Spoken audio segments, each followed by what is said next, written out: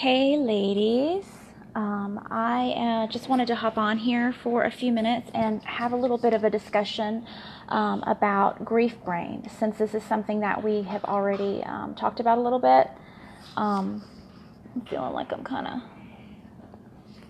a hot mess this morning, but as you hop on, let me know if you can hear me, and let me know if you're watching the replay, and comment if this was helpful to you, and what else you would like me to talk about.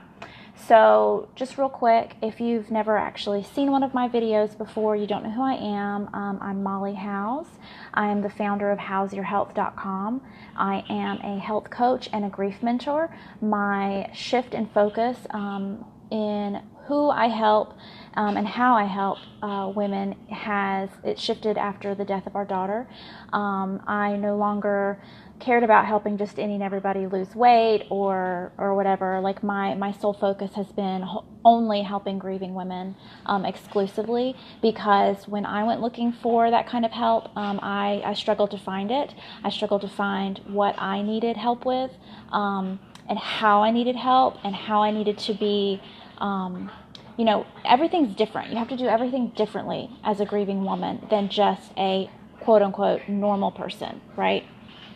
Because everything's different. It's a lot harder. You're fighting an uphill battle that most people don't understand.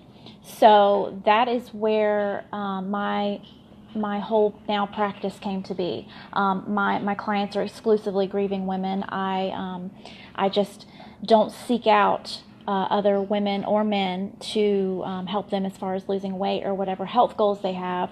I am still passionate about things like adrenal fatigue and autoimmune disorders. But like I said, my passion, my people are grieving women. So as you hop on, say hi, let me know you're here, and I see some eyeballs, but I can't see who's here, and I'm not seeing any comments, so hopefully you guys are with me. I'm going to be discussing a little bit more about grief brain. So the other day, the ladies over at What's Your Grief, they asked the question about grief brain, like, what does it mean to you? And that got me thinking, because I was like, I know what it is just because, I've been dealing with this and I've been studying it, but I was just curious because I have a huge group of ladies here that I'm, giving y'all lots of free content and helpful, insights and tips. And it occurred to me that I was like, well, maybe this is something that I needed to address with y'all. And it turns out definitely, because so many of y'all commented with what your experience with grief brain has been, and it's a legitimate thing. It's absolutely scientifically real, not just like an excuse. And it actually kind of galls me a little bit when people that I know that say, well, they just can't remember anything, or they're just getting old, or they just are forgetful, or like they struggle to remember things and they haven't buried a child. It annoys me, because I'm like, you have no idea how hard it is to remember anything whenever you're your brain, it's like your brain is literally looking through fog, right? So that being said, I just want to discuss a little bit about grief brain, and then also just a little bit of a shift. If you have watched any of my videos, you know that like my number one thing to start any sort of transformation is going to be shifting your beliefs, right? So that's sort of what we're going to get into after I just do a little bit of a recap of what grief brain is, and talking about how it's legit, it's real. So I have a few notes here, and as usual, my notes are scattered, so I'm going to be scattered, but y'all love me. This is how I roll, and we'll get the job done one way or the other. So we know that grief is a very emotional experience. All of your attention, all of your mental attention and energy is directed to your grief, right? Like everything else sort of shuts down, and you're consumed with it, trying to accept this new reality, and being in disbelief, and denial that this is actually happening. And you just feel like you're no longer in your right mind. You feel like you're insane, right? Well, there's been research that shows that yes, that there are changes in the brain, and that there is an actual like chemical and emotional and hormonal and electrical response inside your brain and inside your body to grief.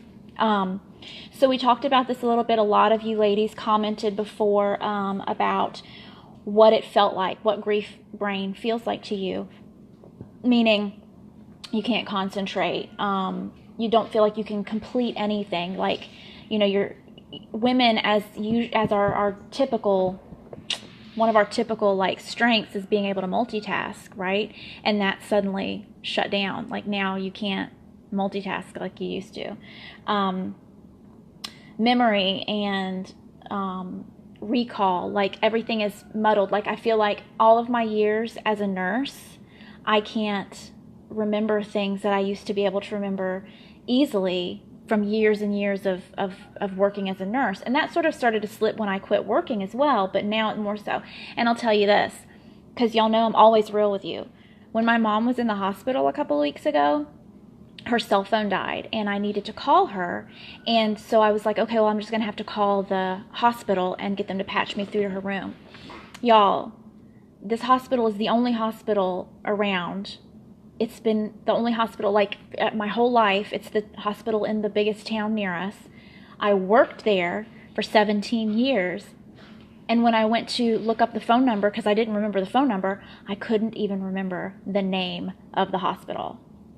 And I know that I have a disconnect with it because of the fact that that is where we had to go, where my daughter was pronounced dead. That's where I spent my last time with her, right?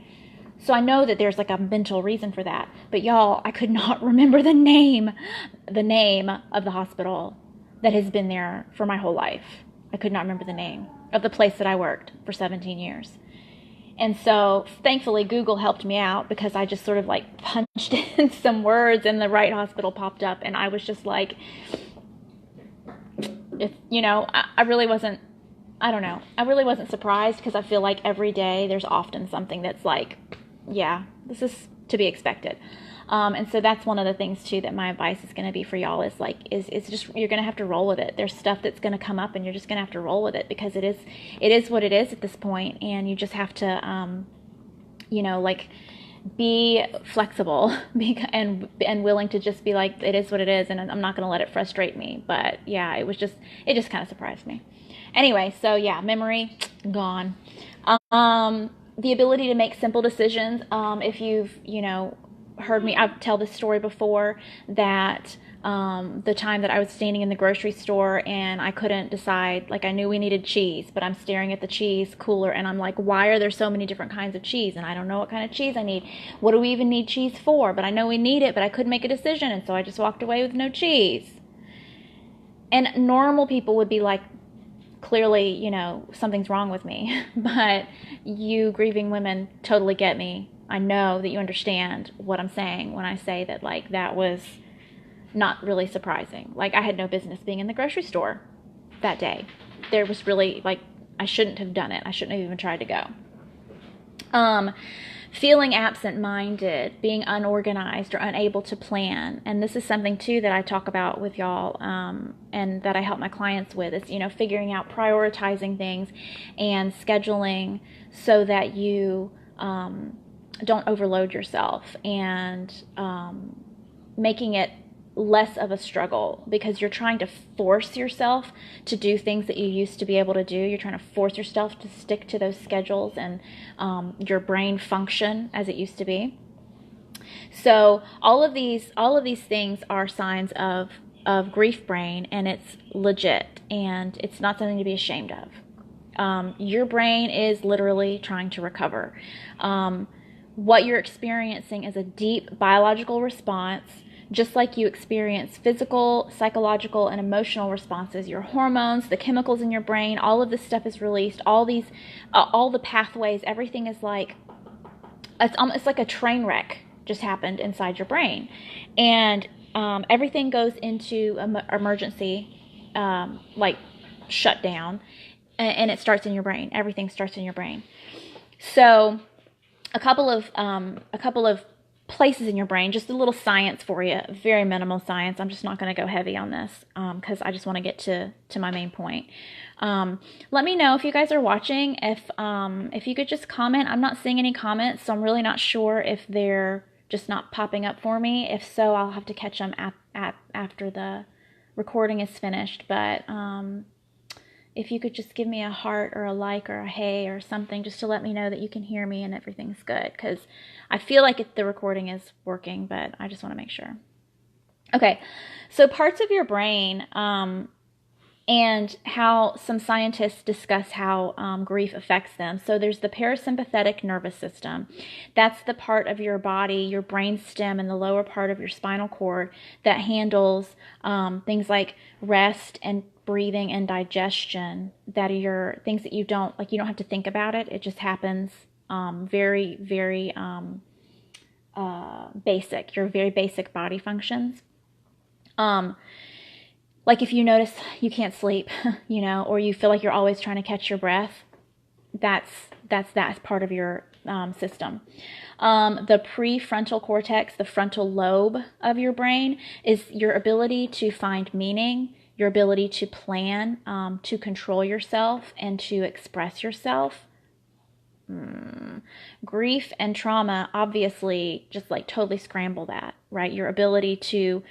Some of you have told me, you're like, why am I not crying? Like something's wrong with me because I'm not crying, right? Some of you are like, I can't stop crying. What's wrong with me? I can't stop crying. Both of those are completely normal for you because your brain is trying to figure this out, right? The limbic system is the emotion-related part of the brain, where like personal recall, emotion, memory, attention, and your ability to be interested in others. When you're grieving, so there's like a protective response to loss and grief where your body tries to resist it. Your body tries to like fight it. And you can experience really strong physical responses to triggers as well, right? So this is legitimate. This is legitimate physical responses. Your brain is not broken. Your brain is responding the way that it's supposed to grief. So, let's see, what was I going to say? Oh, hello, Brandy. Thanks for saying hi. Hope you can hear me well, and hopefully this is some good content that I'm bringing y'all. Listen, I have grief brain, so I'm a bit scattered, but I was determined to talk about grief brain today. Let's see. What was I saying? I think I pretty much... Basically, all of the things that control your emotions and your responses and your self-control and everything is scrambled.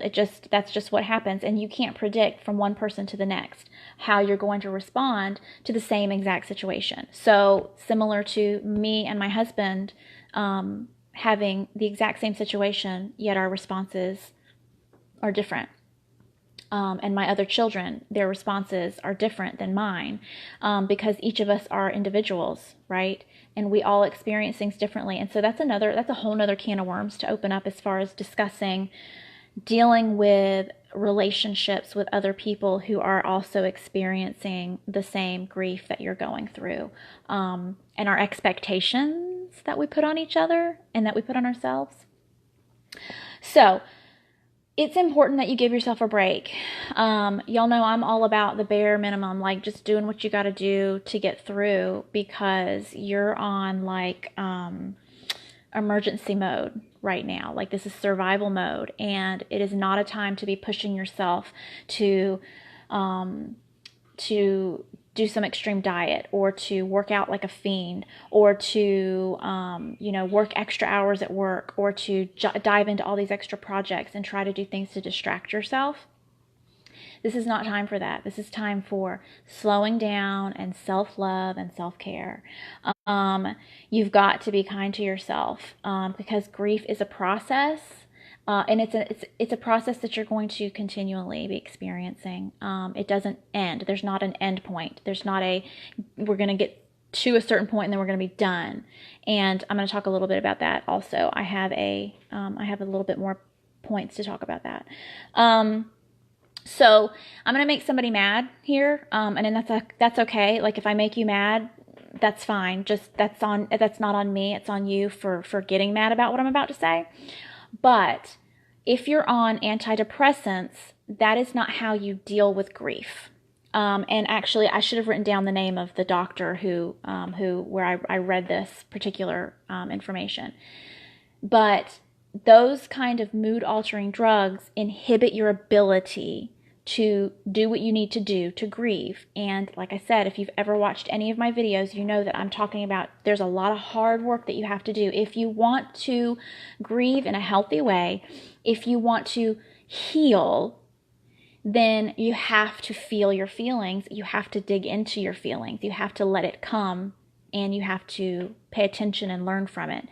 And most, mood-altering medications, they stunt that. I've told the story about the time that I was misdiagnosed when I knew that I had an autoimmune, well, I didn't know I had an autoimmune disorder, but I knew that there was something wrong with my thyroid.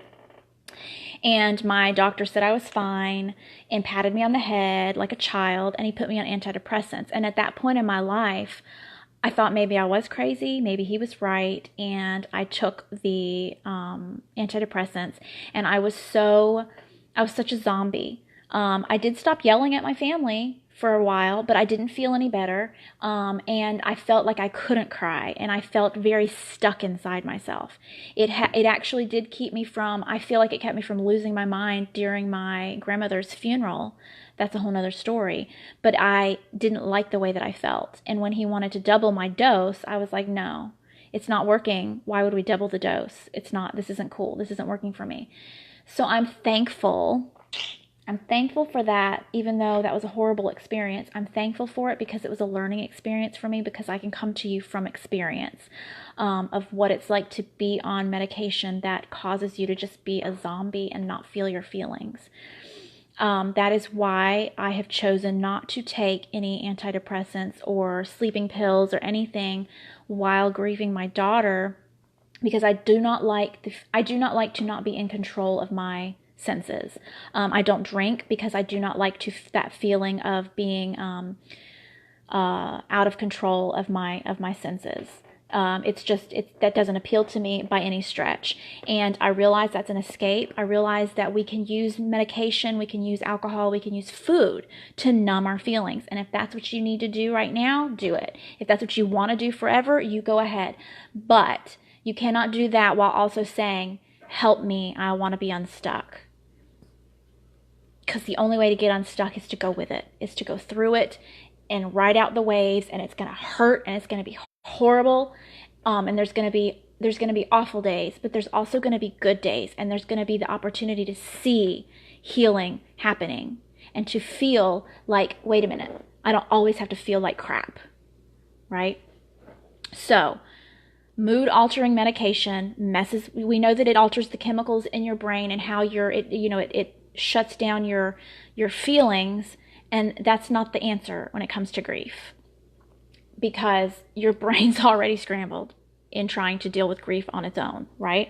Okay, so grief is not a brain problem. I guess that's what I'm trying to say. Grief is not a brain problem. It's part of the human condition. It's part of being a human. It's normal, no matter what society says, and I'm going to get to that in a second.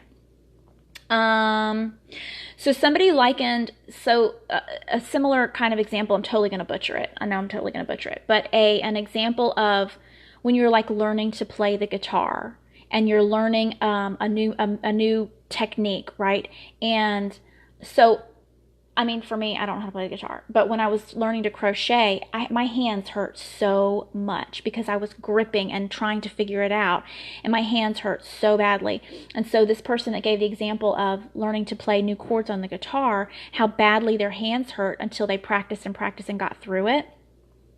It's a similar thing to, it's not necessarily a physical pain, but it's a similar process to your emotional pain that you're going through in learning this new way of living now without the physical presence of your loved one.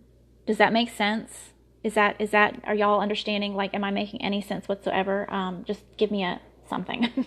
Give me something. Give me some, a high five or a yes or a no, you're crazy. Something. Let me know that you get it, that you get what I'm saying. So let's see, but yeah, so the pain is in the realm of feelings rather than like your hands cramping because you're trying to learn this new thing. And so whenever you're the mapping, the changing, the shifting in your brain, and I don't know if you're familiar with this, but I've learned this for years about the moldability of your brain and the ability to always be able to create new pathways. And obviously there's so much more to it, but when it comes to like creating new habits, like your old habits, you're like, there's a rut that you've created in your brain, and when you're trying to break out of that and change to a new habit, like say changing your eating habits or something like that, it takes time, but you're able to create new pathways in your brain. Your brain is forever moldable, forever changeable. And so we're learning this new way of living with this shift in in roles, right? Like for if you feel like your mother has passed, and so now you feel like you're a mother, you don't have a mother anymore, and like there's this new weird role that you're in. For me, my daughter dying, like dealing with not having a little girl in my house anymore, like my role has shifted in what I do every day, because we don't have hair day anymore, and that was a huge part of our life was hair day. And I know that might sound strange to some of you, especially if you have never known what it's like to do natural hair. That was our life. Hair was life. Life was hair. And so having to learn what to do with my time now because I no longer have that role, it's a shifting. It's literally creating new pathways. I liken it to also for those of you who are here who have buried your spouse, like you feel like you're no longer a wife, because you're still a wife by the way, but you no longer have that role of having them at the dinner table with you and having the routines that you had together, right? There's a whole shifting in everything about your just day-to-day activities. So there's a shift. There's a shift in that. And it's all related to your brain. There's a word, I can't think of the word, because of course, let me go back to, number one, what about your memory loss? There's a word that I'm trying to think of about your brain and its moldability, or its, I don't know.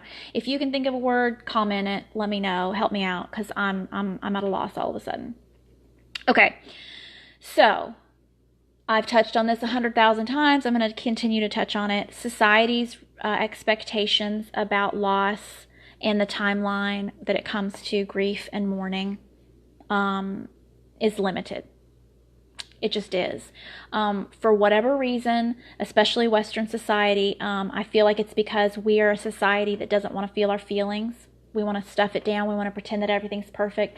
We want to achieve things in life, status and toys and money and goals, and we don't want to sit around talking about our feelings and have loving relationships. It's just sort of been pushed away. And I feel like maybe it's always been that way, because I don't know, I've never really heard any stories of like the Pilgrims being all lovey-dovey and touchy-feely. They were pretty hardcore, they had to survive. So I don't think they sat around talking about their feelings. But we have this unrealistic expectation of we're supposed to move through a process and get done, right? We're supposed to have our time to mourn. We have the funeral, and then we're supposed to go back to work. We're supposed to get back to normal, right?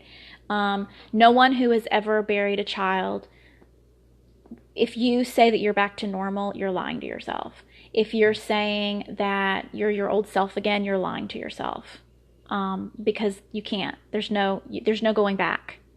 There's no going back to the old you. There's only moving forward, right? There's only moving forward, and how we are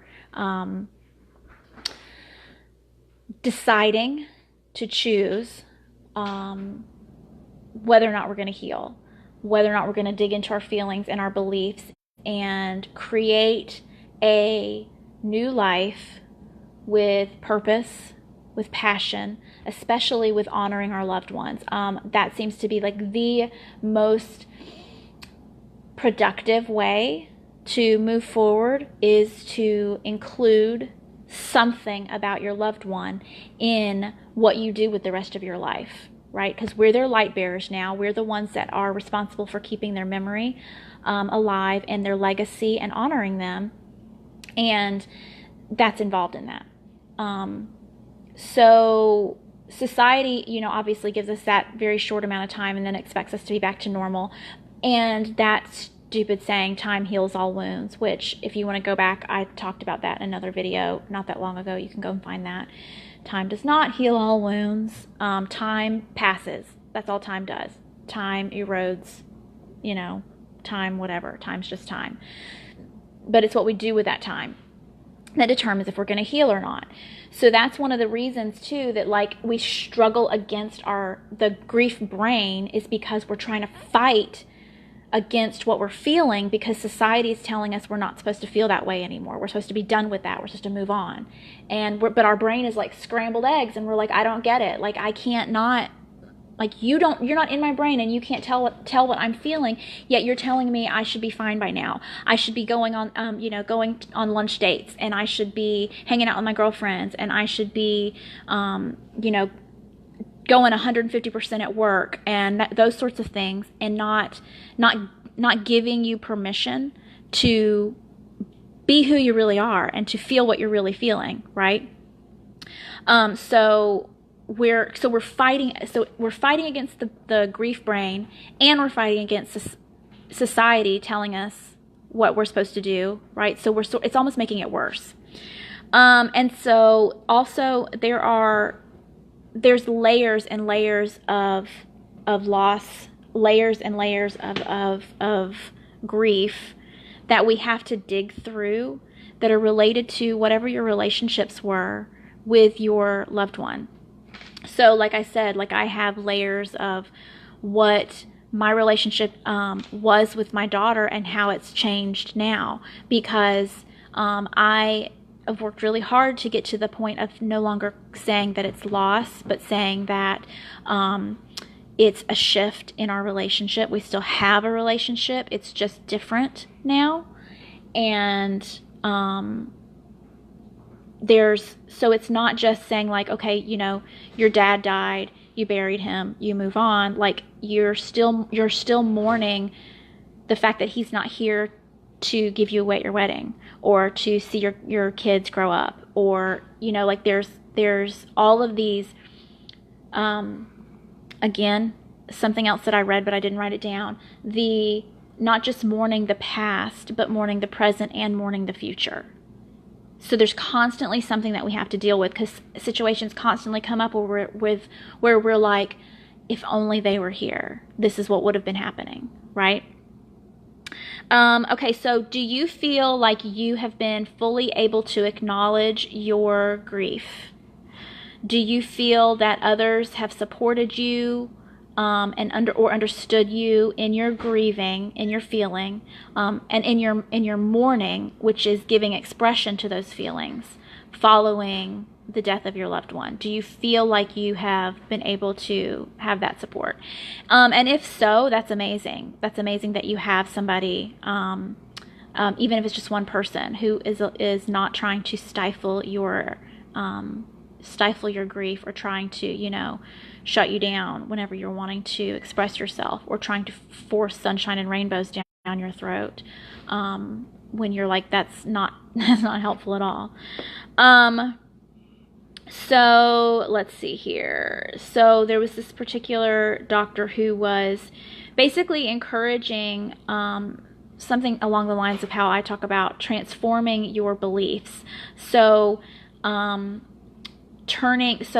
her example, this was her example, and it was like, so say that you do something at work, you mess up at work, and your boss gets onto you. And instead of obsessing over that, which I know we all do things like that, like I always obsess over when I say something dumb or do something foolish or yell at somebody or whatever. But instead of obsessing over that thing, instead switching to recall the praise that you received in the past and how good you felt the times that you did well and received praise, and reminding yourself that this one error is not a testament to the sum of your identity, the sum of your skills. So whenever I liken that to having that memory, that thought, and this is something too that I've been coached with, is instead of when you have a memory, a triggering memory, and you're like, all I can think about is this loss and this pain and I can't get past it, to be able to shift it to a thought of gratitude instead. So being able to shift your sadness into moments of gratitude, it alters your perception. Instead of it being like, all I can think about is loss and sadness and grief and I'll never feel happy again, to I'm so grateful and so thankful that I'm her mommy. I'm so grateful and so thankful for the time that I did have and the things that she did teach me and the things that she's still teaching me, right? So like I already said, this is sort of the tip that I have for you when it comes to dealing with the frustration that can come with grief brain. And mostly, I mean, we have to educate others as best we can that it's legit, it's not to be taken lightly, it's not in our heads, it's not our imagination, but it's real, that we are doing the best that we can, right? So to be able to say, I apologize that I missed our meeting, I apologize that I forgot to call you back, whatever, but, I am dealing with grief, and this is part of it, and I'm doing the best I can. But anyway, so the getting through it, instead of, again, we can stay stuck in it. There's parts of it that are kind of probably always going to be a struggle, because I don't know how much longer, if maybe always, that I'll be forgetful. I don't know. But it's not that I'm saying, oh, well, it's okay, like, it's an excuse and I'm just gonna use the excuse, but instead to start cultivating resilience, overcoming grief. I've already said this, getting to the end of grief, that's not like the end goal, because there's no finish line. Instead of moving on, it's about living with. And so this is what this one particular doctor said. She said, a resilient person is emotionally and psychologically flexible enough to allow the effects of a traumatic episode into her life to receive the shattering and use those effects for healing. So this means accepting the feelings of despair, but also remaining open to the possibility of love and connection. So, like I said, not denying the sadness or the craziness or the whatever it is that you're feeling, but not giving into it and saying, this is who I am, this defines me, right? But being open to, okay, yes, this hurts really bad, but can I dig in and figure out what it's trying to teach me? And I've also mentioned this a million times too, my mentor Tom Zuba helping me shift painful beliefs into peaceful beliefs. And it takes a lot of work. And again, this is another, like this, I'm not talking about this as a one size fits all and a quick fix.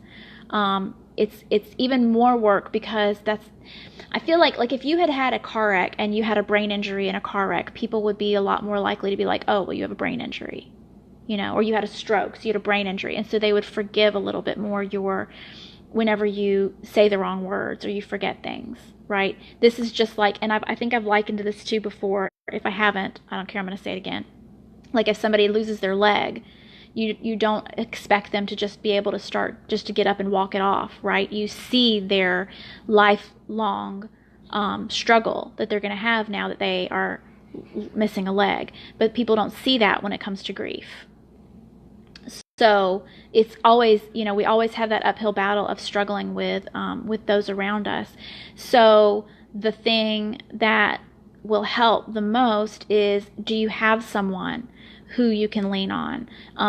Do you have whether it's a friend or a sibling, or, like me as far as coaching, or if you have, a therapist that you love, or a mentor that you are really connected with, somebody that can give you the support that you need so that you can bounce that off of them, and so that you can have that accountability and that support as you're working through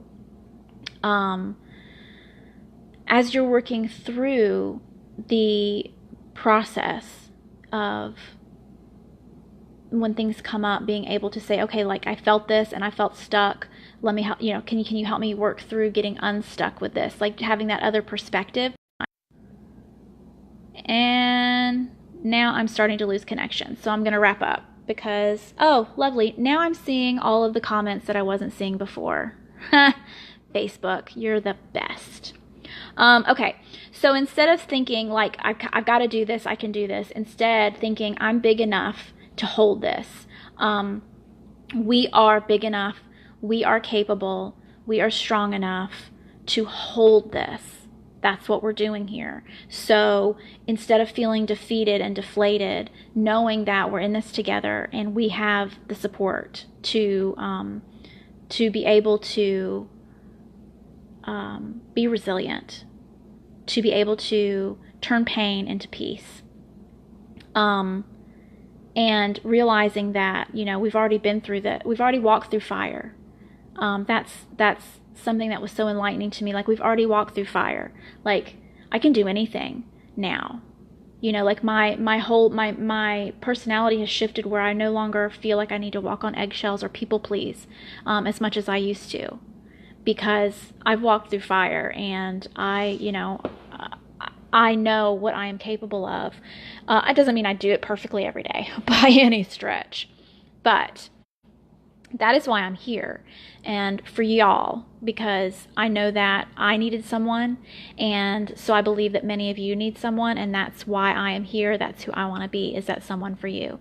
So let me know if this resonates with you, if this was helpful for you, and if you are thinking, okay, I'm ready to do this, I'm ready to work on my healing, then you can shoot me a message. I didn't put my link above, but we can connect and possibly chat on the phone and see if we are right to work together, if it's your time to get started, to feel some healing and get unstuck. That's all I have for y'all today. I hope that you're having a nice day, and it's really hot in Florida this weekend, and so I'm staying inside in the air conditioning because I just have no desire to go outside and get all nasty right now. I'll be going outside later, but for now I'm staying in the house because yeah, it's hot out there. Love y'all. Talk to you soon.